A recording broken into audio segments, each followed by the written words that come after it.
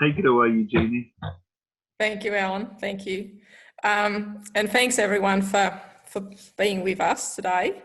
I think we live in a different world these days. We've, you know, having these kind of events online, but I do think there's a real benefit because I noticed things that I've been able to attend over the past months that normally maybe would have been held overseas or interstate. So I think it's creating some great opportunities as well. And I think if I look at the housing side of things, I've really seen housing co-ops come to the fore and come into their strength. I've seen what it does with people being empowered to make sure that their living environments are safe, but also I think the realisation that our residents live somewhere where they're still socially connected, despite the fact that I've got a social distance. So I'm hopeful that the world we live in will see a resurgence in the interest and people wanting to move into housing co-ops. Okay, so there's a whole range of facts and figures around housing unaffordability these days. This is some facts that I've pulled off the Shelter WA website. It's not a good look. There's lots of people struggling. There's a lot of people that need housing that is affordable in relation to their income. But letting housing affordability, you know, putting that to the side, I think there's more that people need too, is what they're looking for is housing that is secure. We all want to, if we really want to be part of a community, then I think it would be fantastic if we can live somewhere that we can truly call home. Where if you start to improve your circumstances, if you're in a job and your income goes up, that you're not automatically forced to actually move somewhere else, because you might now live in an area where your kids go to school. And I think uprooting and moving somewhere else is one of the most stressful things that someone can do. So how do we look at a home that can move with someone, no matter what their life circumstances are?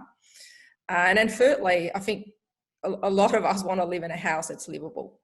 And with livable, I think that encompasses a whole range of things. But ultimately, it's a good quality home that I think in an ideal world has a lot of sustainability features, has been designed well, and brings some qualities.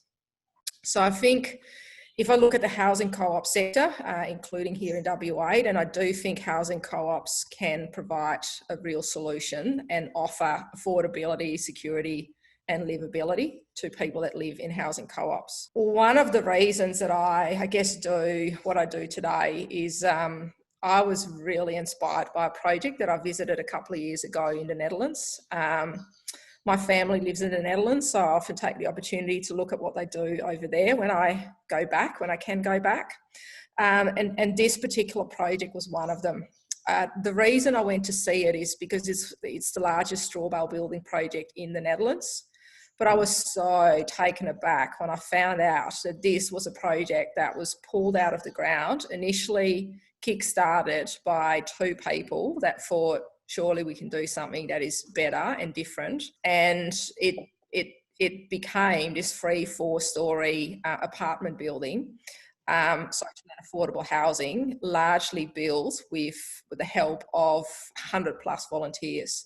It was absolutely amazing. I think if you see that little bit of green on a slope on the site, that's their common house, and that provides real community infrastructure, not just for the people that live there, but also for the whole suburb around it. So I think it was a real exemplar project. Very quickly, because Alan, it'd probably be good to have some room for discussion and stuff. Yeah, so I might actually skip a couple of these slides so that we've got more time for that.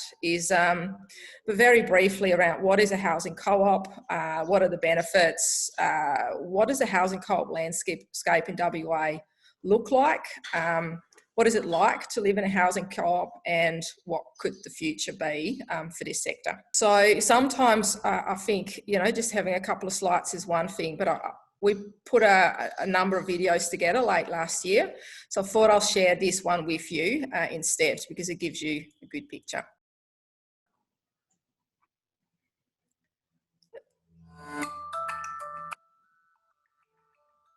I don't even know what a co-op is. I really don't. Housing cooperatives offer quality, affordable, community-oriented housing. It's not the rental model, it's not the home ownership model. It's something in between where there is security of tenure in terms of where you live. It's very much an autonomous, self-managed group of people. It's not intrusive, yet people are looking out for you and showing kindness. Members of housing co-ops are more than just tenants. We work on a consensus basis of decision making, which means that everybody has to have ownership over decisions that are made. I get to choose the colours that the walls get painted. I don't have to ask permission if I want to hang a picture on the wall. We collect our own rent and we do our own maintenance on our grounds and our houses. We have chair, treasurer, secretary, and so on. They build skills and connect to their neighbours and the wider community. I'm learning those skills, office work, filing, all those computer skills that I didn't think I would ever have the brain for. Research from around the world demonstrates the value of housing cooperatives. Co-ops build relationships between neighbours. We had a little party the other night, didn't we? Yeah, between ourselves. Three of us, we had a couple of bottles of red or something, you know, it was lovely, wasn't it? Provide stability through security of tenure. This is ours until we want to move somewhere else, which I don't see me doing. Have a positive impact on health and well-being. No, you ain't moving. No, I've been told. And offer opportunities to acquire skills while reducing the cost of living. There's many areas where you wouldn't normally push yourself out of your comfort zone. In Australia, most housing co-ops are a member of an umbrella organisation. This organisation provides support to existing housing cooperatives in areas such as governance, financial management, asset management and property maintenance. They may also assist with the growth and development of new housing and cooperatives. Mutual investment in the community is the heart of living in a cooperative. All co-ops are bound by internationally agreed values and principles. All members have an equal say. They build sustainable and inclusive homes and communities. It feels much more like my home. We love it. We've been here for 9 years and really pleased. It's the best move we've ever made. Cooperative living is the future of housing. So I think that gives you hopefully a good overview of what housing co-ops are, what they are. I think they really provide a difference when you look at the very typical models where it's landlord versus tenant, homeowner versus investment. And the interests of those parties are often very different. Like the investor wants to maximise their return on their investment, so looking at profit, whereas the homeowner wants to buy something at the most affordable price. Landlord and tenant, I think we all know there's a real tension there too about what each of the parties want. And this is where I think housing co-ops provide that third way of doing things. Where we're different is we're member owned and controlled. So in WA currently we've predominantly got cedar rental model, but it's our tenants that make decisions about their housing. We don't have, they are the tenant and the landlord at one and the same time. And sometimes that is creating some conflicts of interest, you could say, but I think it also means that we can deliver benefits and really empower people that no other model really can. I've touched a little bit on the different models that you see. And mentioned that here in WA, we predominantly see the rental model, but there is other models that co-ops can also deliver. So we can provide market rate and ownership, and co-ops can also provide like shared equity where you own part of your home and then I guess rent the rest. So it's not that it's purely got to be the rental, a whole range of benefits. And I think interestingly in relation to that, as the housing co-op sector in Australia, we conducted a research project in 2018 that looked at the value of housing co-ops when you looked at studies worldwide. And it came up with some very clear benefits in relation to cost saving, social capital, health and wellbeing and resident satisfaction. We recently got an ARC linkage grant of a significant amount of funding that is specifically going to look at the housing co-op sector here in Australia. So all the housing co-ops in Australia will be asked to participate in this study to see what the benefits are that we deliver here. In WA, we have the housing co-op sector here is most of them 100% funded by government. They provide social and affordable housing under a community housing rental model. There is about 9 co-ops from Broome in the north to Denmark in the southwest, and then a couple of them in the metro area. And then 5 of these co-ops are a member of what in the video was referred to as an umbrella organisation.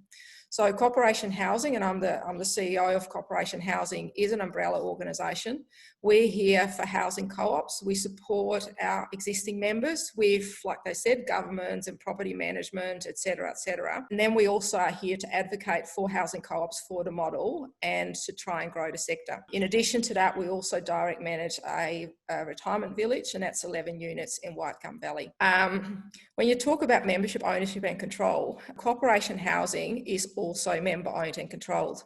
So our members are the owners of the organisation, and you can see that reflected on our board, because 5 out of 9 positions is people that live in housing co-ops. They're on our board. They decide what, they're my boss basically, and decide what the strategic direction of the organisation is.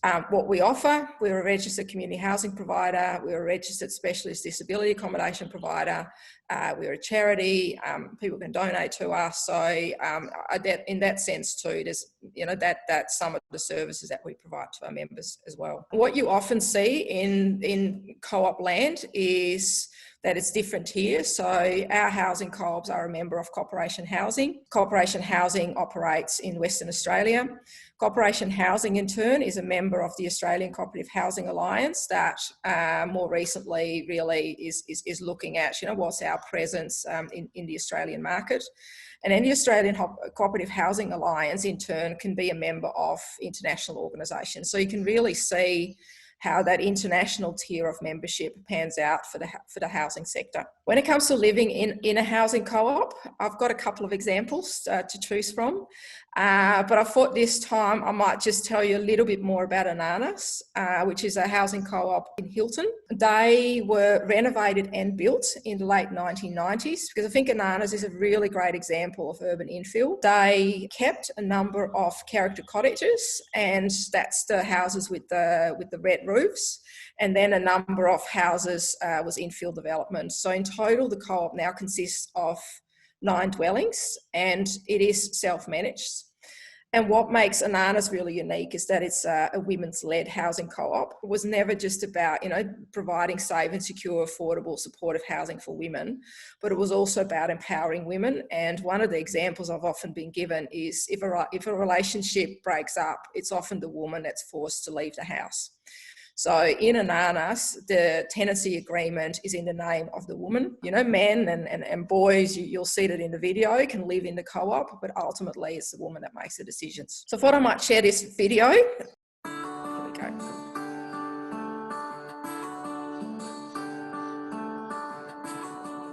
It's nice having a bunch of women hanging out together, doing things together, like the Yaya Sisterhood of the Travelling Pants type thing. All supporting each other. Ananas is a women-led co-op. Men can live in the co-op, and boys are raised and girls are raised in the co-op, but it is run by women. We all manage every aspect of our housing together, so we work together, we live close together, and I guess we sort of choose the level of friendship or cooperative communal participation that we want. If you've come from a relationship where you've been a little bit under the thumb, having supportive women around will encourage you to be a bit more powerful in yourself and what's the word, a bit more liberated, yeah, self-reliant.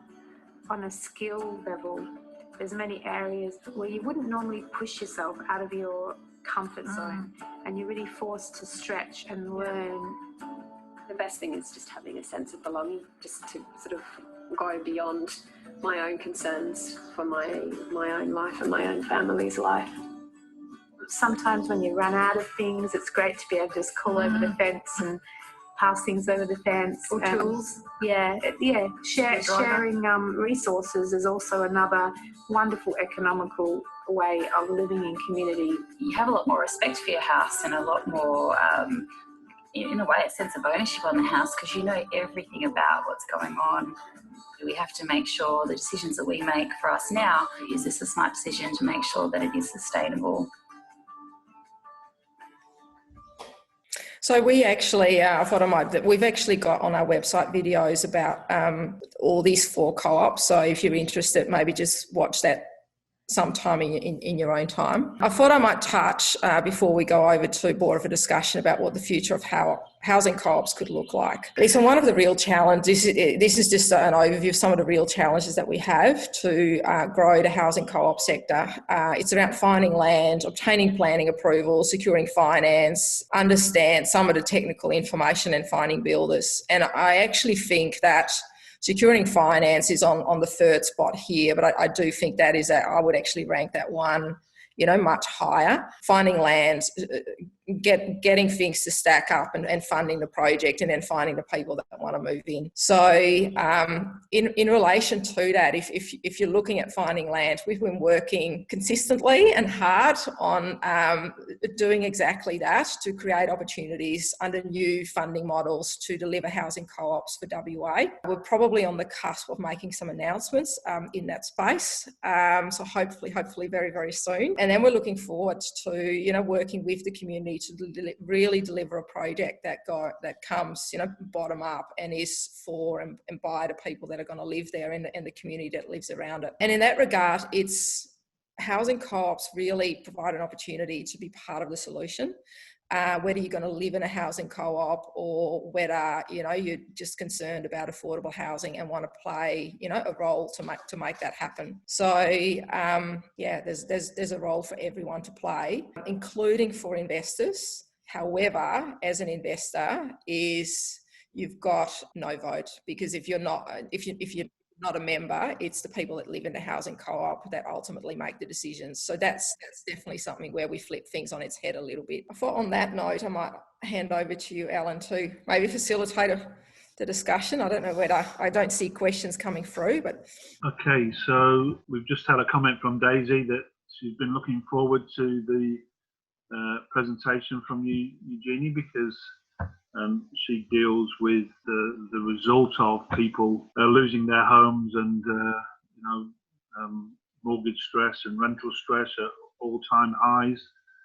So I don't think there's been a more pertinent time in Western Australia in particular for people to consider cooperative housing as a long-term mainstream way of housing yourselves. So let's throw that question out there. Are there any people in here who have, well, I know there's one, Raman's here, he's staring into blue sky, but I know that he's got a particular interest in building hemp homes and tiny homes, and that could be done on a cooperative basis as well, because obviously I listened to a presentation by one of our senior housing officials, and in that presentation she was talking about 18-month build times and over $300,000 for a build, and that's just rubbish. It doesn't have to be anything like that.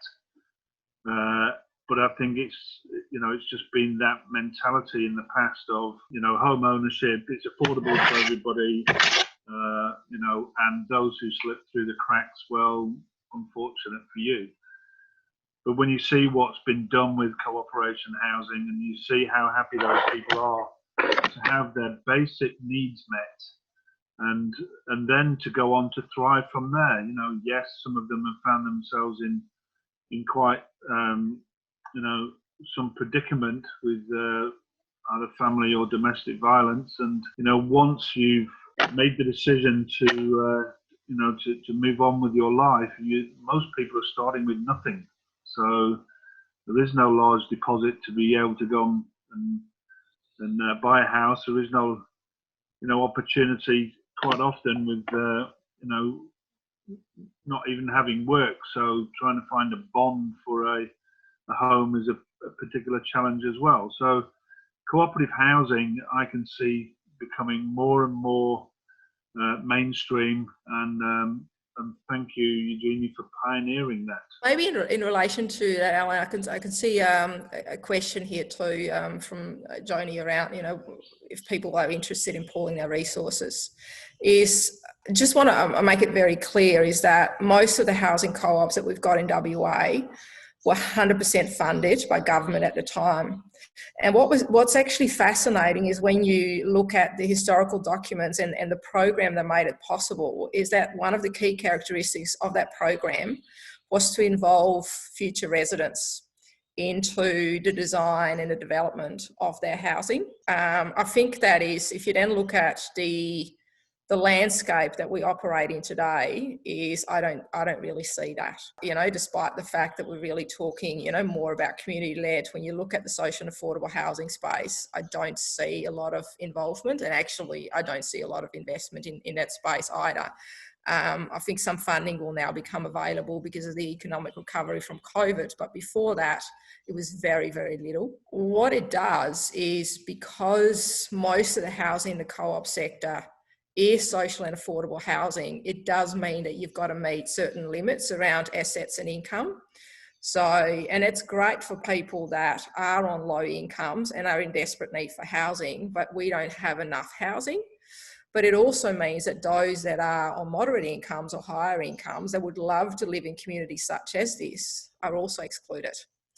And that's where I think we've got a real opportunity under a co-op model to maybe start looking at mixing it up more. And because you actually, you might need, a little bit of everything to make a project happen, because that ties into the question that's been asked is, what happens if a bunch of people want to pool their resources to build something together? Is one of the real hurdles that a lot of people run into is then funding the project.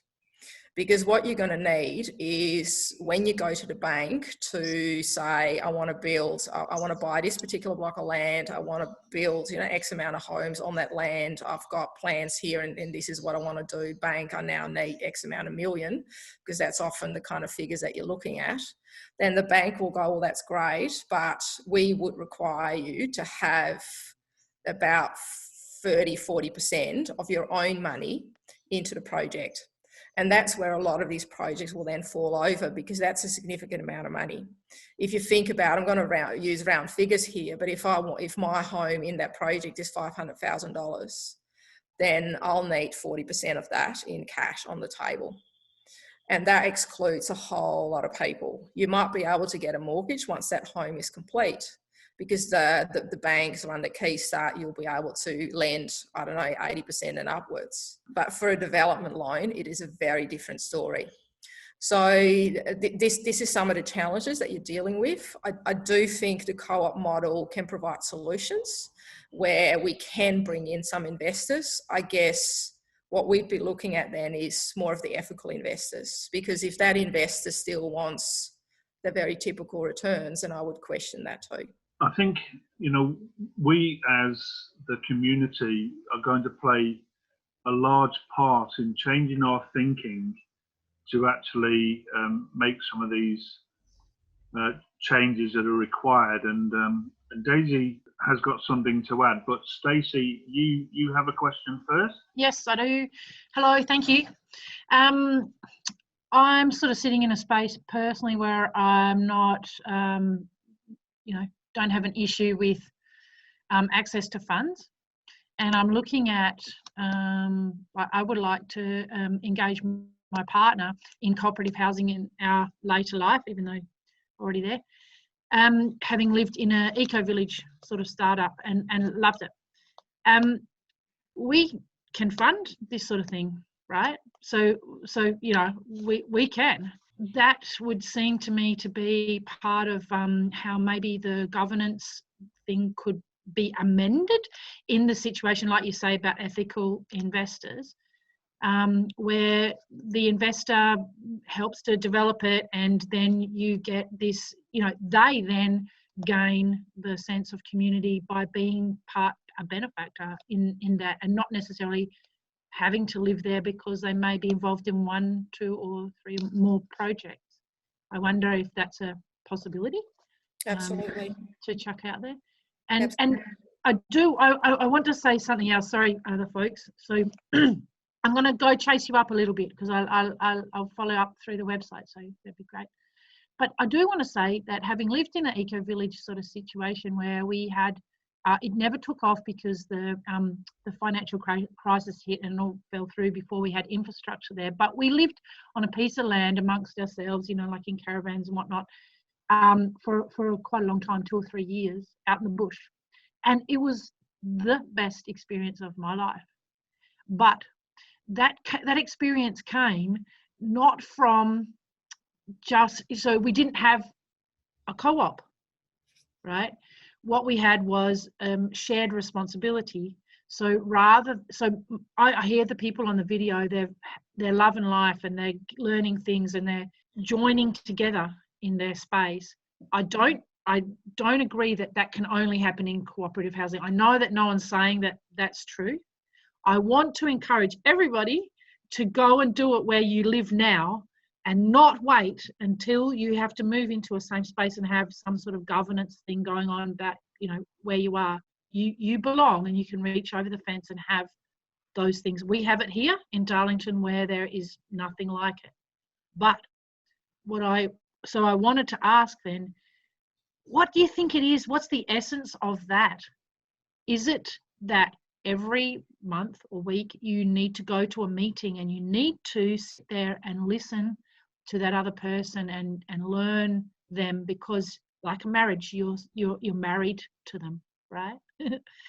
And is that the essence of it, do you think, that brings that energy to it? Anyway, I think it's an excellent question. I do agree when it comes to creating a sense of community that doesn't just happen in co-ops. But what I do believe is that co-ops are a really good vehicle to create community-led housing. So, and I've done a lot of work also prior to cooperation housing in that space, and I was very much focused on the cooperative model to deliver those projects, you know, over and above anything else. I think in that sense, the co-op movement's got some really good examples, but there's a whole range of other ones there too. And I do always encourage people to look beyond, you know, beyond just their own block of land or their own house and think about what else is in the area and in the neighbourhood and in your community and how you can make a difference. And that is probably stuff that doesn't have to happen under a co-op model. It doesn't have to be formal. It doesn't have to be, you know, it could just happen and grow organically. And the co-ops do that too. Like they'll reach out to, you know, neighbours that might live across the road that need a bit of help. And, you know, so they do that. So they do that too. Fantastic. Daisy, you had something you wanted to share?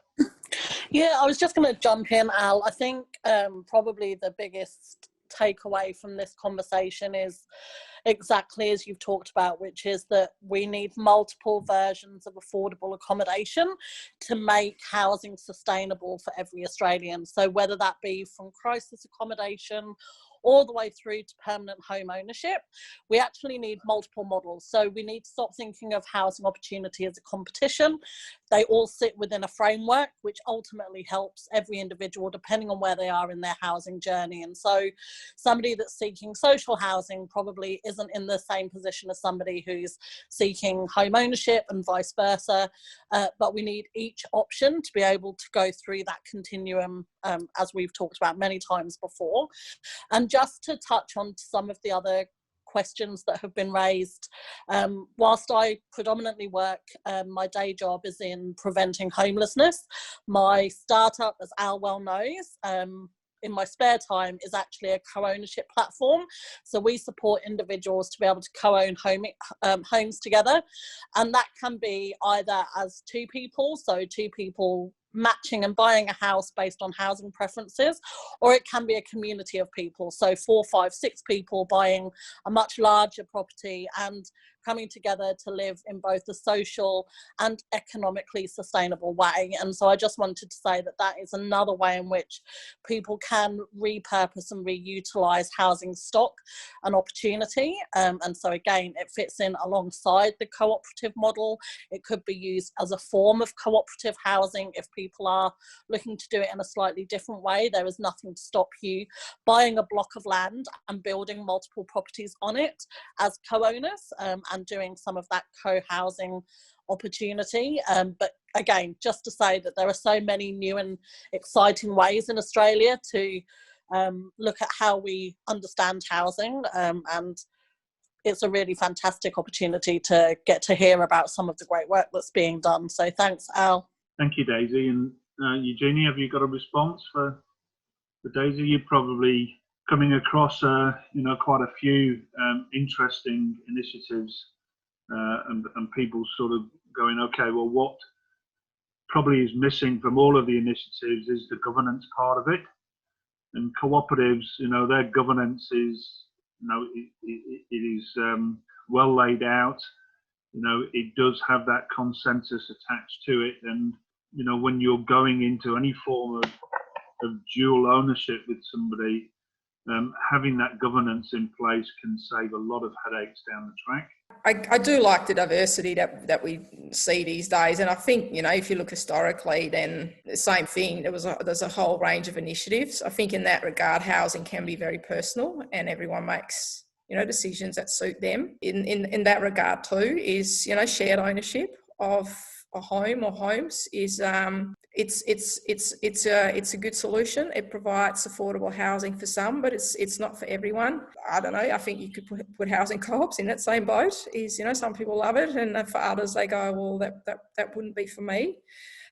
What is interesting is what I see and hear a lot about these days is developers moving into the built-to-rent space.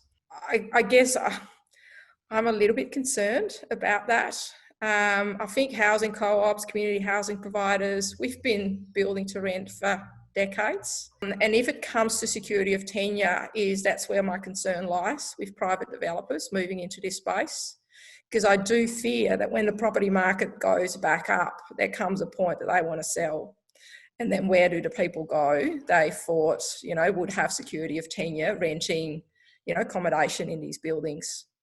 I think that's where co-ops in that space can make a real difference, because ultimately the co-op will be the owner of the building, and the members, being the residents of those buildings, will have a say in what happens. And I think that is something that is really important if I look at those kind of trends. So I think ultimately that's for me where a big difference lies, and where from a government's perspective co-ops can make a real difference. And the reason that we've put on this series of New Economy Builder is post-pandemic we need to build back better. We've had a resetting of the world's hard drive, or a defragmenting of the world's hard drive, and we can do better this time around. And let's make sure that all of the opportunities to build back better are explored. Daisy's one particular opportunity in that co-sharing space. I'm meeting with a gentleman, Neil Gibb, on Wednesday, who is a specialist in converting larger homes into multiple dwelling homes. And it could be that sometimes you might not have the land, but you have the building. And if somebody has that secure space, that roof over their head, it could be that stepping stone that gets them into a cooperative or a joint owned opportunity. But we have got so many rooms that are unoccupied in Western Australia, and yet we have this burgeoning blowout of people sleeping rough, and the stats that you showed there from the Shelter WA website. It just should not be happening in Western Australia. So I'm, the drum that I'm banging is that it is consumer education that we really have to focus on, and making people aware that there are alternatives. And whilst it might not be a situation that you're personally in at the moment, it could be your children, it could be your elderly parents. So sometimes just thinking a little bit broader, looking what is available out there, and that changes the masses rather than just a few, because the people who are here today were probably preaching to the converted again. We need to get this message out to the masses, and it takes all of us to do that. So I think in relation to that, Alan, is it can be really powerful when you actually start with building a group of people. Be really clear about what it is that you want, and then make sure that you formalise that through some kind of, a legal structure. And the reason that I say that is there is real opportunities out there to, maybe particularly when you collaborate, to find those more affordable housing options. And I think about, where I live, and I remember at the time when we bought the block of land in Laff Lane, which is, close to Vic Park, there were people queuing up overnight to buy a block of land for, for their typical land and house package, more on the outskirts of Perth. And we, by pooling our resources and joining up with another couple, bought a block of land, which was probably cheaper, and we were able to negotiate. So I think it's also about, and our co-ops, I think, provide that opportunity, is when you commit to working together, when you pool your resources, you're actually able to, maybe secure better, more affordable housing options by doing that. I think we can get people into housing if they do form a co-op, because we can negotiate, then with developers and other key stakeholders to get better outcomes. But, until, if people just are loosely formed and it's this is something that I want, when those opportunities come up, we lose them because we're not organised enough. Exactly. And Daisy, do you want to just pop in your Mortgage Mate's URL into the chat? There's been a couple of questions there about how do we find people who want to possibly co-invest or co-house with each other. Yeah, thanks, Al. I'll pop it into the, I'll pop the address in, and if anyone has any questions, I'll add my email in as well. So if you're interested in how co-ownership can work, different methods, different opportunities, then just shoot me an email, and I'm happy to give my small amount of wisdom on the matter and talk it through. So I see a couple of questions here, Alan. There's someone asking about the governance model. I know a lot of our co-ops do use sociocracy. We actually did hosted a workshop for them not that long ago. It used to be a lot of consensus, and some co-ops still do, but I think it's moving much more to consent and sociocracy. There's also a question about how do we find others that want to, maybe do something like this. I'd say subscribe to the newsletter, Cooperation Housing. We do have a couple of opportunities that are coming up, and we can also work with groups to just help them go from the idea to really successfully get something built. There was a couple of questions from Melinda, a little bit higher up. Would you like to pop on, Melinda, and share some of your experience? I didn't actually have a question. I just made a point with regards to the community connection that Stacey raised, and just the point that design can have a big influence on creating that community connection. A lot of the co-ops are designed to have their parking on the periphery, so that when people do come, that they actually see their neighbours and wave hello and that type of thing. So yeah, it was just a point I was making. And a very valid point as well. So, I arrived in Perth 30 years ago, and the community spirit 30 years ago was certainly a lot stronger than it seems to be today. Eugenie, it's very hard when you are very passionate about housing and cooperatives and governance, not to sometimes really start to preach one way or the other.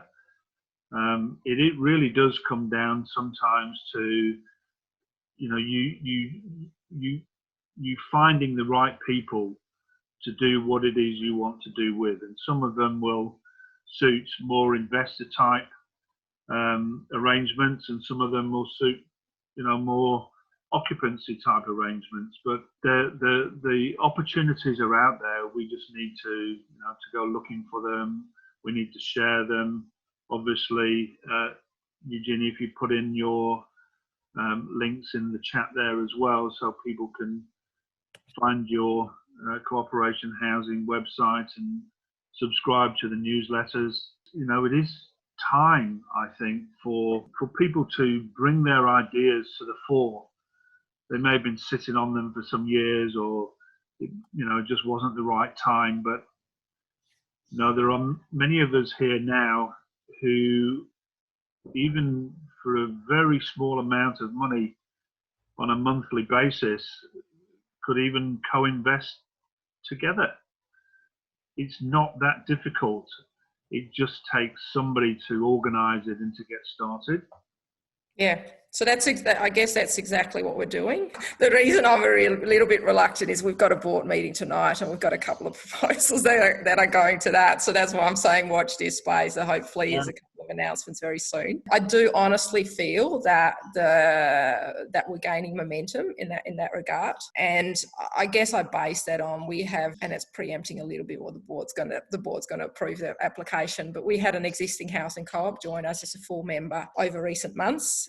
And I think that is probably testament to a lot of the work that, Corporation Housing has been doing over the last 2 years, is to really strengthen what we have and use it as a platform to just build on for growth. I know that we've got hopefully 1 or 2, real projects, possibly 3 in the pipeline that, with the right support behind it, I have no doubt we could deliver successfully.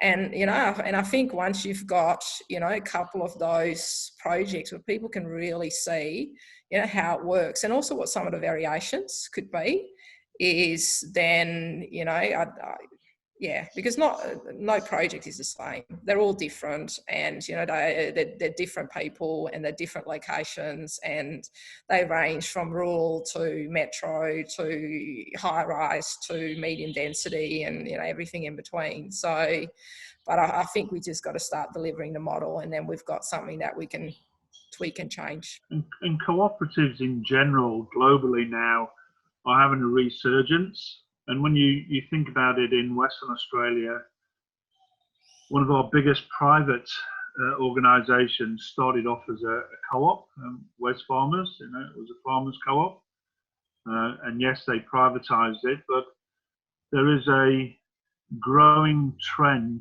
to co-owning things. And if you're co-owning, cooperatives are probably the best way to do that.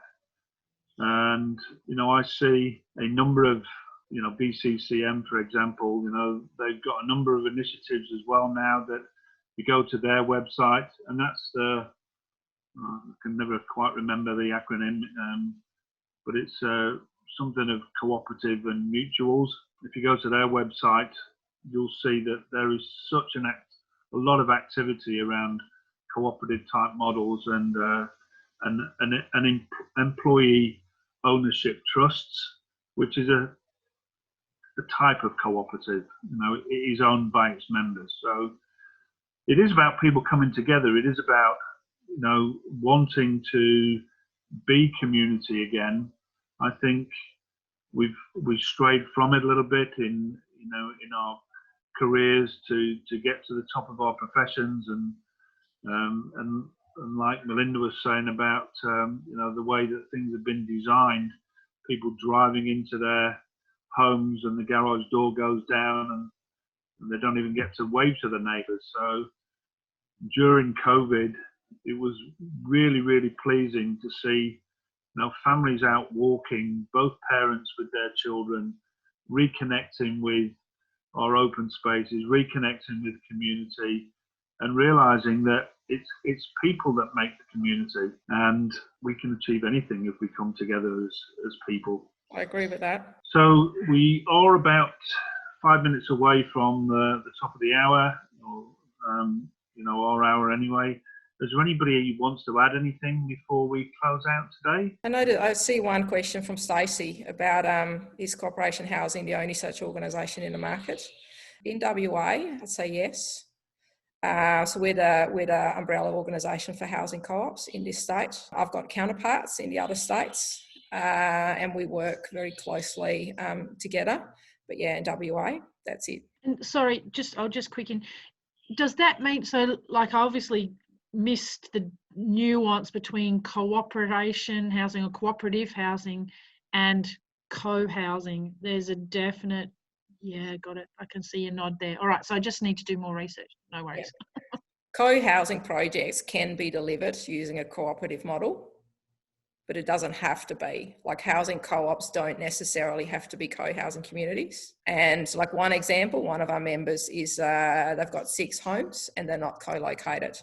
So they're definitely not co-housing, but they are a housing co-op. There's a lot of nuances and different ways of doing things. And that's where Absolutely. I think that, yeah.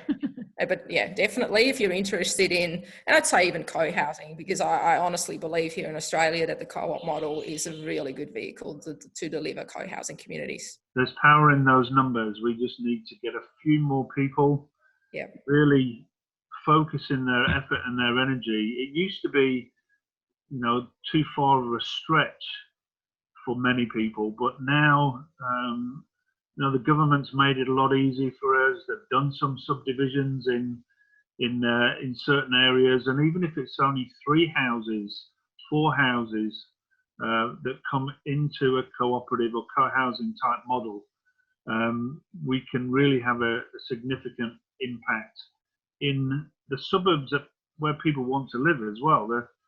Some of the challenges in some co-housing is that it's, you know, it's not in an area where people would really want to, you know, to live if they had a choice. Well, we can do something about that now, and we can come together and start to buy up small blocks of land that have already been rezoned and consider them for cooperative or co-housing purposes. So I'm going to end it there. Thank you everybody for attending. Please make sure you contact the Cooperation Housing website, get onto their newsletter, and we hope to have some more events around the co-housing space in our future sessions. So thank you everybody.